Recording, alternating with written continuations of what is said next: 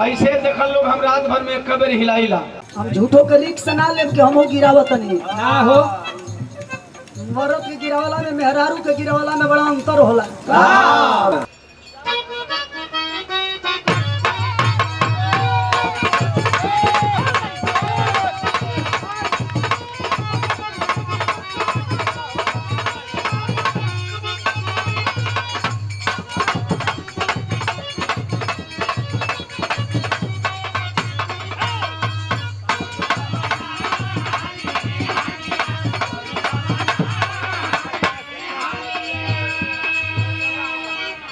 ये सभी हमारे भगवान बैठे हैं। एक निवेदन हम भूपेंद्र भैया से करेंगे कि जो भी हमारे सम्मानित साथी मंच पे आ रहे हैं, सम्मान पूर्वक 1 मिनट में जो भी सम्मान करना है करके अपना नाम बता के मंच खाली करेंगे तो टाइम का थोड़ा बचत हो जाएगा। साहब, मैं कभी नहीं चाहता कि हमारे दर्शकों का दिल दुखे, लेकिन मैं ये भी नहीं चाहता कि जो मंच पे आए हैं उनका भी दिल दुखा सकूं। मेरी हिम्मत नहीं होती है अपने ऑडियंस का दिल दुखाने का, लेकिन कुछ मजबूरी होती है साहब मेरी। आई आप लोग बदे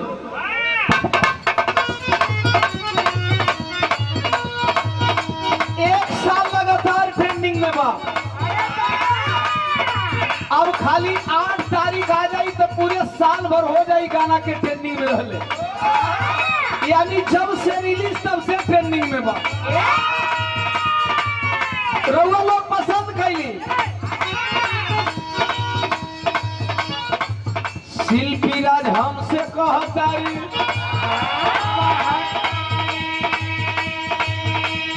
कलकत्ता गैंगरेप में गौली वही घड़ी हिट भइल, तब से लेके हिटे बा।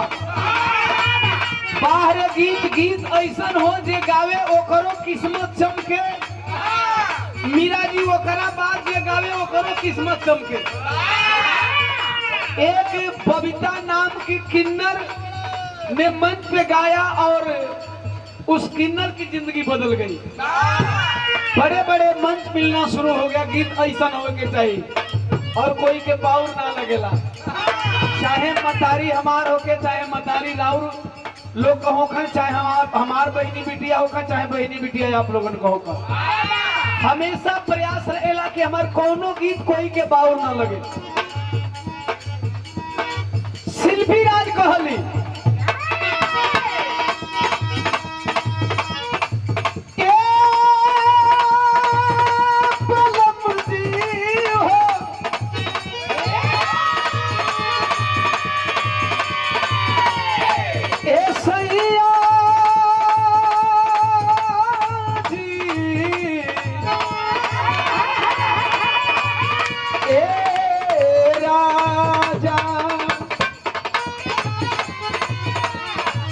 दुल्हिया हमार वाली कह दिया, अरे छोड़ी गवना हरी में हरिया,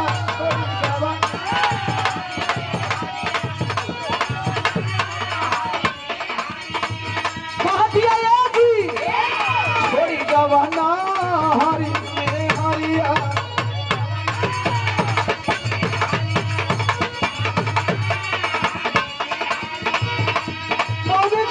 सुनी ना, छोड़ी गवना हरी में हरिया, छोड़ी गवना हरिया भाई।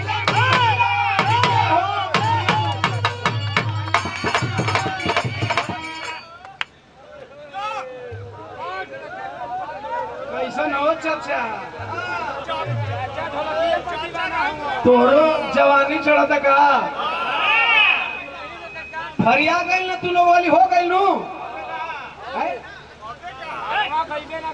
कहो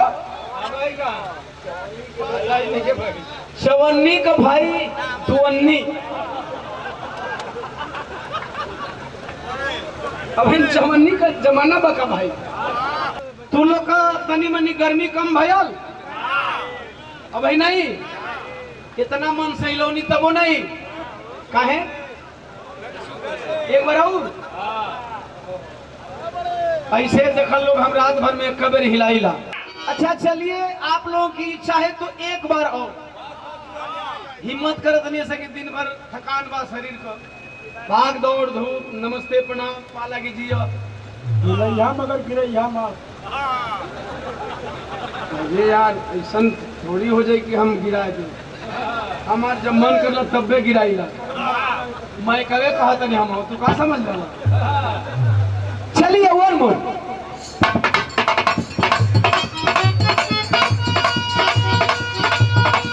अरे कौन सवातिया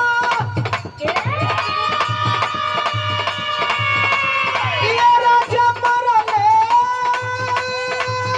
कामतिया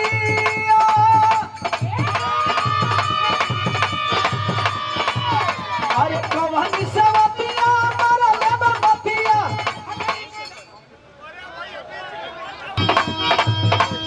अरे कौन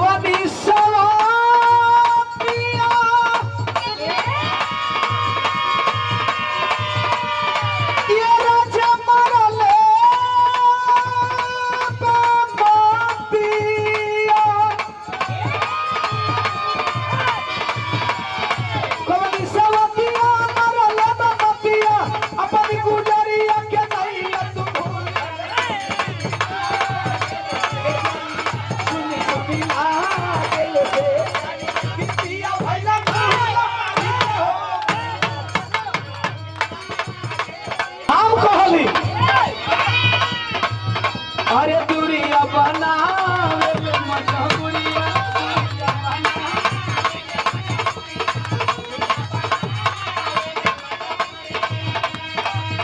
अरे दूरिया बहना वेले मजबूरिया दूरिया बहना वेले मजबूरी छोड़ा वेला हो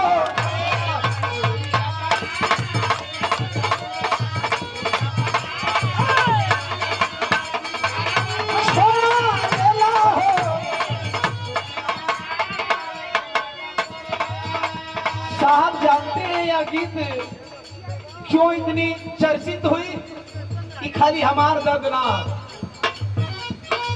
विजय भैया खाली हमार दर्द ना है सब जनता का दर्द हो कोनो ऐसा परिवार ना हो जो ना परिवार में आज आपका बेटा आपका भाई आपका सवांग आपका पड़ोसी बहरा न जात हो जे सरकारी एम्प्लॉई बा साहब होकर परिवार संगे रह लेला लेकिन जे मजदूरी करे जाला नु जे दिहाड़ी करे जाला जे कारखाना में कमाए जाला साहब ओकर परिवार यही दर बीतेला वो दुल्हन कहती है कि कहाँ बड़ा